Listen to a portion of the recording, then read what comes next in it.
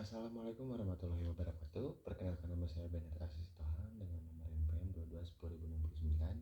Saya dari kelas A. Di sini saya akan mempresentasikan mengenai kejahatan genosida. Sejarah konvensi genosida. Genosida adalah istilah yang merujuk pada kejahatan berat yang dilakukan dengan tujuan untuk memusnahkan suatu kelompok atau etnis, ras, ataupun agama. Sejarah pembentukan konsep ini sangat terkait dengan peristiwa kekerasan yang terjadi sepanjang sejarah manusia, terutama pada abad ke-20. Istilah genosida pertama kali diciptakan oleh pengacara Yahudi Polandia, yaitu Raphael Leckin. Pada tahun 1944, ia menggabungkan kata genosida, geno, dari bahasa Yunani yang berarti ras atau suku, dengan sufiks sid dari bahasa Latin yang berarti pembunuhan. Leckin menciptakan istilah ini untuk mendeskripsikan kebijakan pembantaian sistem yang dilakukan oleh Nazi terhadap orang-orang Yahudi selama Holocaust. Setelah Perang Dunia II dan Holocaust, pentingnya mengakui genosida sebagai kejahatan internasional menjadi semakin jelas pada 9 Desember tahun 1948. Perserikatan Bangsa-Bangsa atau yang kita sebut PBB mengadopsi konvensi tentang pencegahan dan penghukuman kejahatan genosida. Konvensi ini mendefinisikan genosida sebagai tindakan yang dilakukan dengan niat untuk menghancurkan seluruhnya atau sebagian suatu kelompok nasional, etnis, ras, atau agama. Negara penandatangan dan meratifikasi genosida. Myanmar meratifikasi pada 14 Maret 1956. Gambia meratifikasi pada 29 Desember tahun 1978. Kanada meratifikasi pada 3 September tahun 1952. Denmark meratifikasi pada 15 Juni 1951. Prancis meratifikasi pada 14 Oktober tahun 1950. Jerman meratifikasi pada 24 November tahun 1954. Belanda meratifikasi pada 20 Juni tahun 1966. Inggris dan Irlandia Utara meratifikasi pada 30 Januari tahun 1970. Negara-negara yang telah meratifikasi konvensi genosida itu mencakup 147 negara.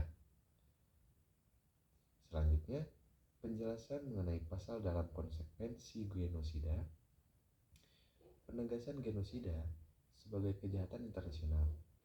Penegasan ini dimuat secara eksplisit dalam pasal 2 konvensi yang menyatakan bahwa genosida baik dilakukan di masa perang maupun damai adalah kejahatan yang diatur oleh hukum internasional dan negara-negara wajib mencegah serta menghukum pelakunya. Selanjutnya, perluasan perbuatan-perbuatan yang dapat dipidana. Genosida konvensi juga menyatakan perbuatan-perbuatan yang didapat dipidana yaitu A. Persekongkolan untuk melakukan genosida, B. Penghasutan untuk melaksanakan genosida baik secara langsung maupun berlaku umum, C. Percobaan melakukan kejahatan genosida, D. Penyertaan dalam genosida. Selanjutnya, tanggung jawab pidana secara individual.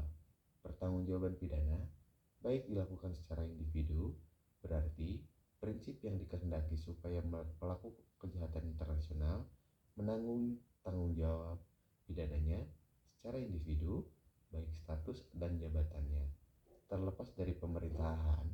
Artinya, status orang tersebut sebagai pejabat publik atau penguasa sekalipun tidak dapat untuk dijadikan pembela untuk menjauhi pertanggungjawaban pidananya. Selanjutnya, kewajiban membuat undang-undang nasional mengatur genosida. Konvensi genosida tahun 1948 adalah sebuah konvensi yang melaksanakan sangat bergantung pada negara-negara yang menjadi pihaknya.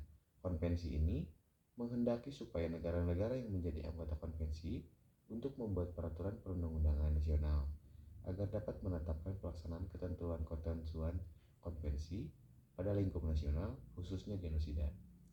Selanjutnya, forum dan jurisdiksi. Konvensi menegaskan bahwa pengadilan yang memiliki jurisdiksi untuk mengadili pelaku genosida adalah pengadilan yang berkompeten dari negara di mana genosida terjadi. Namun, konvensi juga membuat peluang bagi pengadilan yang bersifat internasional untuk menerapkan jurisdiksi atau atas dasar persetujuan negara-negara pihak dari konvensi genosida. Selanjutnya, penegasan bahwa genosida bukan kejahatan politik. Terdapat dalam pasal 7, konvensi memuat ketentuan yang menegaskan bahwa genosida tidak dikategorikan sebagai kejahatan politik. Khususnya dalam konteks ekstradisi ini menjadi penting karena di dalam hukum internasional yang menyangkut ekstradisi dikenal ada prinsip bahwa seorang pelaku kejahatan politik tidak dapat diekstradisikan, yaitu bahasa Latinnya non-extradition of political offender. Selanjutnya, kemungkinan keterlibatan PBB dalam pencegahan dan penindakan. Pasal 8 mengatur bahwa suatu negara dapat meminta supaya organ-organ PBB yang berkompeten mengambil tindakan sesuai dengan piagam PBB dalam kerangka pencegahan dan penindakan genosida meski tidak dikemukakan secara eksplisit. Pasal ini sesungguhnya merupakan jalan masuk bagi Dewan Keamanan PBB untuk berperan aktif dalam pencegahan dan penindakan terhadap genosida. Ketentuan ini dapat dikaitkan dengan bab 7 PBB yang membuka peluang bagi intervensi Dewan Keamanan ketika dinilai ada kondisi yang membahayakan perdamaian dan keamanan dunia.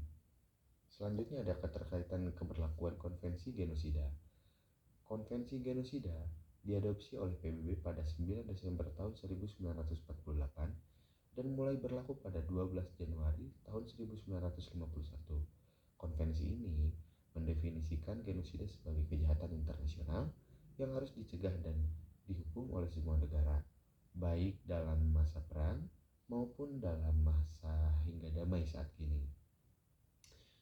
Sebanyak 147 negara telah meratifikasi konvensi ini yang menetapkan kewajiban hukum bagi negara-negara untuk mengambil tindakan pencegahan dan penegakan hukum terhadap pelaku genosida.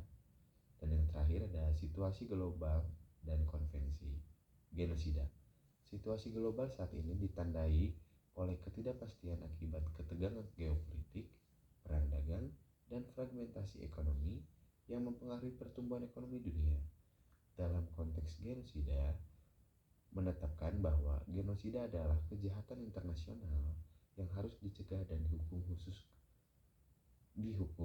seperti kasus Gambia melawan Myanmar di Mahkamah Internasional mencerminkan upaya untuk menegakkan hukum ini, di mana Gambia menuduh Myanmar melakukan genosida terhadap Rohingya.